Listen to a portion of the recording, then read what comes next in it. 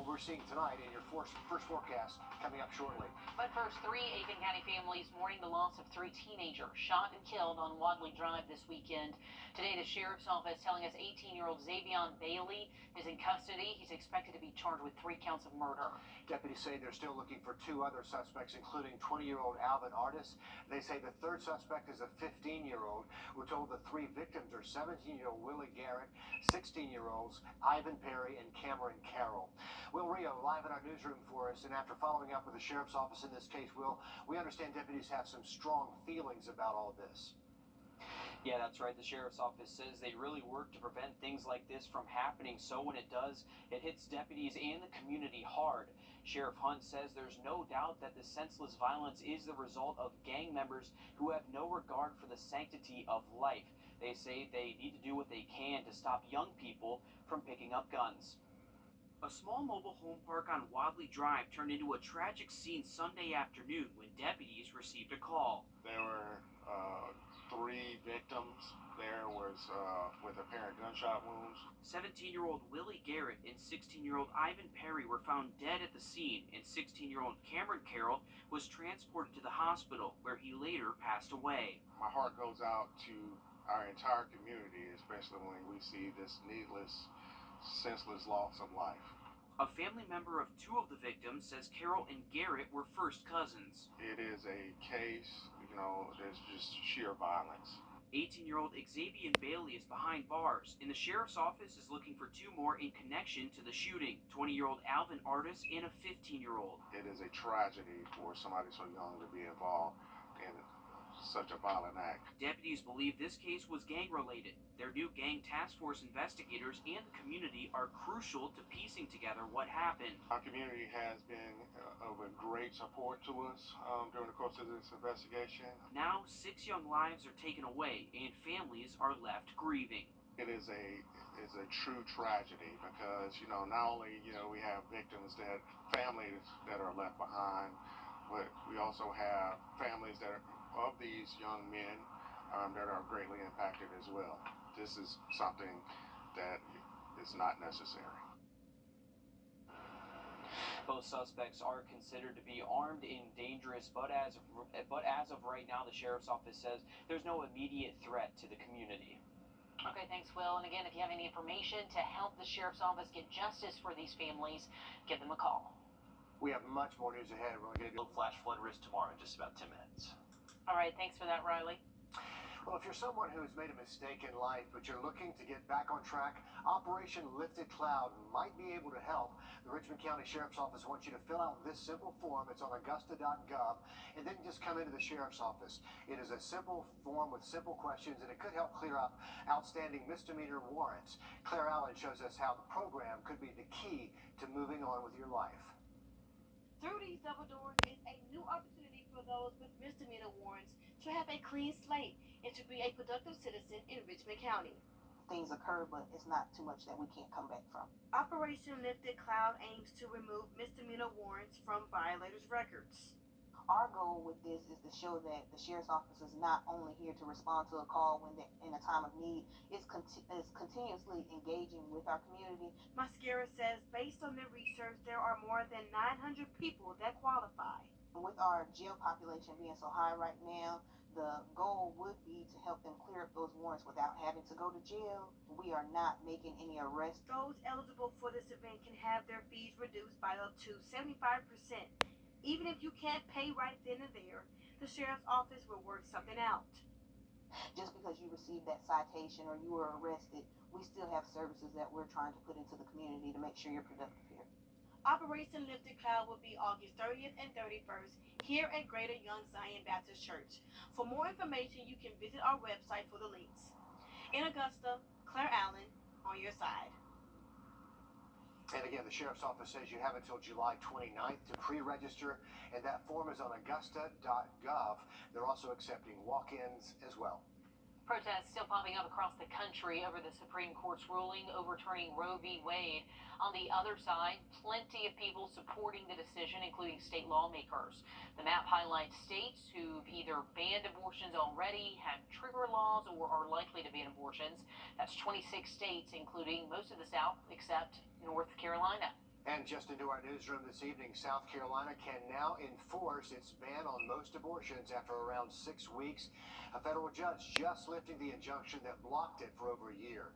Exceptions are allowed in the cases of rape, incest, health and life of the mother, and fetal anomalies. Violations would be a felony with consequences of a $10,000 fine and up to 2 years in prison. State House reporter Mary Green has the latest on what happens next. Members of the General Assembly say they will likely be back here in late summer or fall to change the state's law on abortion. The Supreme Court overturning Roe v. Wade gives them more options to do this, including potentially banning the procedure altogether. But the man challenging Governor Henry McMaster says South Carolinians should have the opportunity to weigh in at the ballot box first. Give the people a chance to have their voices heard. That's what democracy is.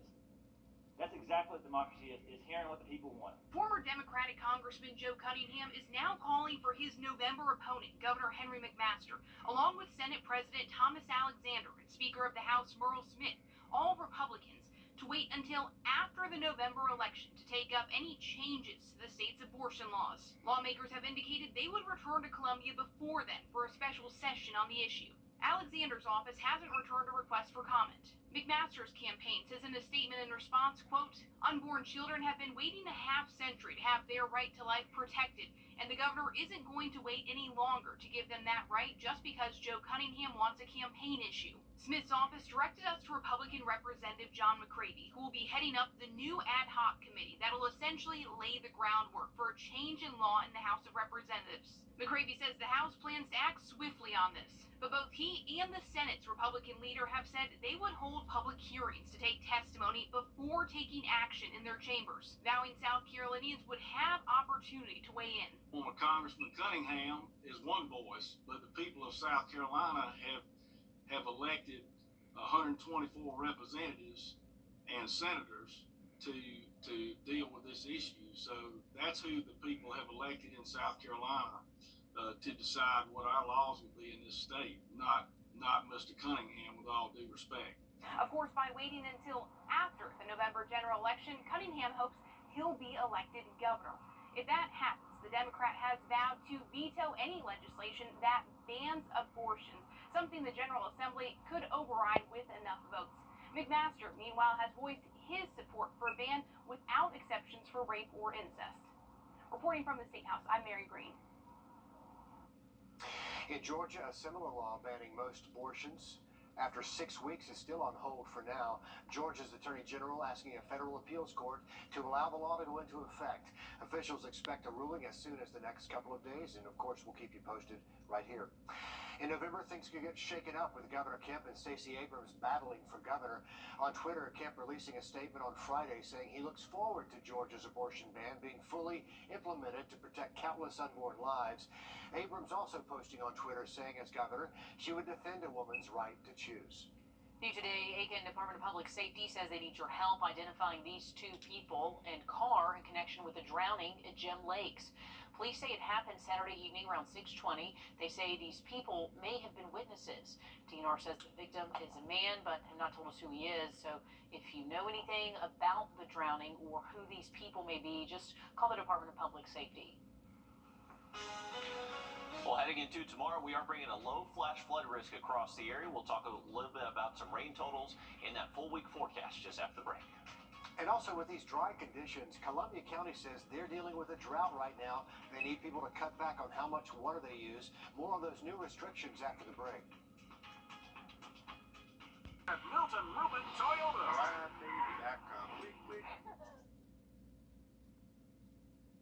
I want to give you a look at the U.S. Drought Monitor website showing levels across Georgia as we sit right now. Richmond County, you see mostly yellow, meaning abnormally dry. Columbia County's drought level is a step higher at moderate. That's basically the first out of 4 levels of drought, but it's why Columbia County officials are asking you to slow down on your water use, especially on your lawn. Absolutely. Our Nick Veland live in the studio with details on this water-saving plan that could help out the community. This plan has been around since 2010 when Georgia passed an act that said you cannot water your lawn from 10 a.m. to 4 p.m.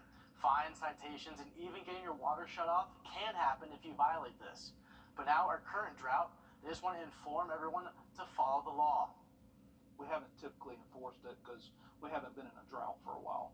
Stacy Gordon, Columbia County's water utility director, is now having to lead the county through the current drought.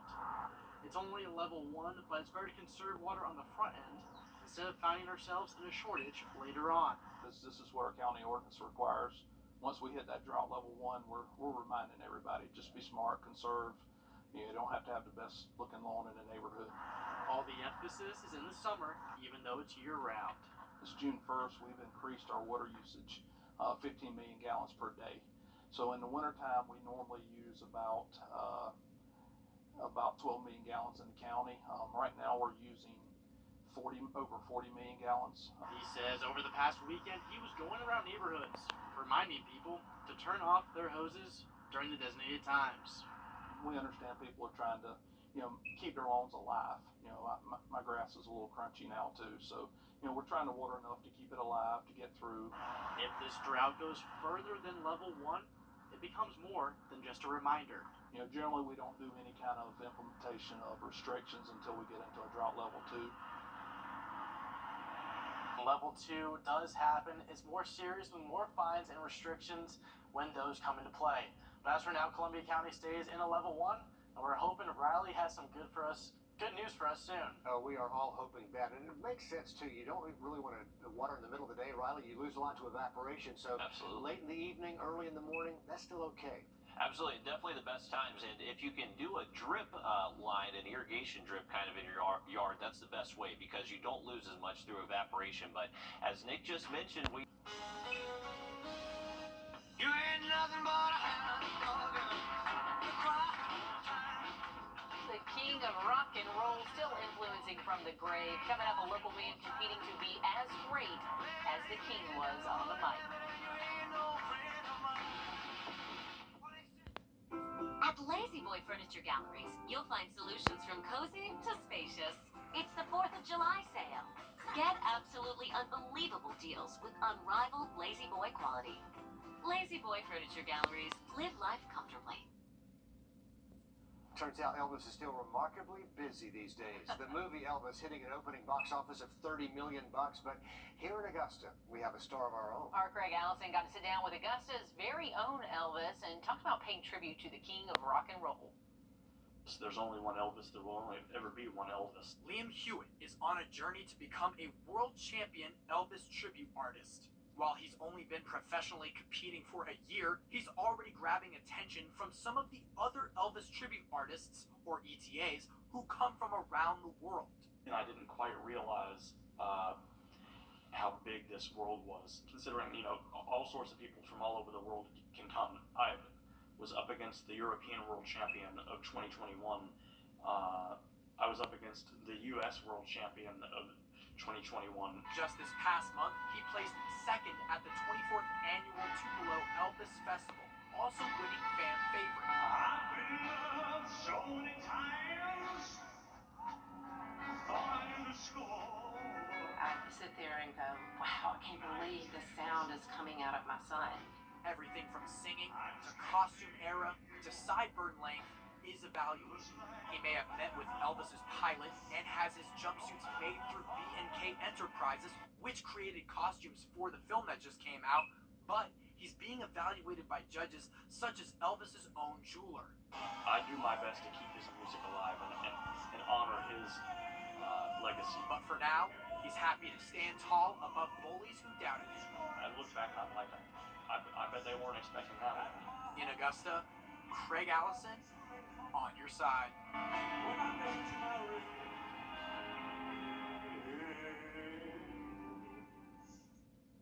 Great voice, strong performance wild. there. Yeah, and especially without audience. That's so pretty good. That's up there. By winning fan favorite in the past competition, he was also able to raise $2,300 for St. Jude's. That is remarkable. So a good cause and a great impersonation. Yeah, we'll be watching. Yeah. Very good. On your sideline, sports brought to you by the Hawk Law Group.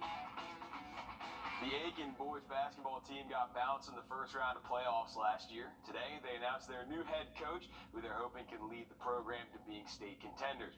The Hornets hired Robbie McKenzie to lead the program. McKenzie spent 18 years coaching basketball in the county. He coached the Silver Bluff girls basketball team from 2005 to 2011, then the boys from 2011 to 2021. He spent the last season coaching at Tall Pine STEM Academy. He was a three-time Coach of the Year when with the Lady Bulldogs, and his teams have made it to 4 semifinal games.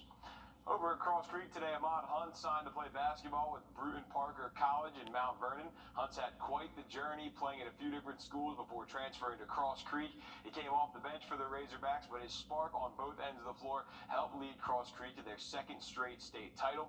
Hunt says he chose Bruton Parker because of the family atmosphere, which is something he looked for after finding it at Cross Creek. I'm going to miss everybody from the players to the coaches. We had a great time on and off the court. We had a bumpy road. Nobody expected us to win state again, but those are my brothers, so that really chose me to come to Cross Creek.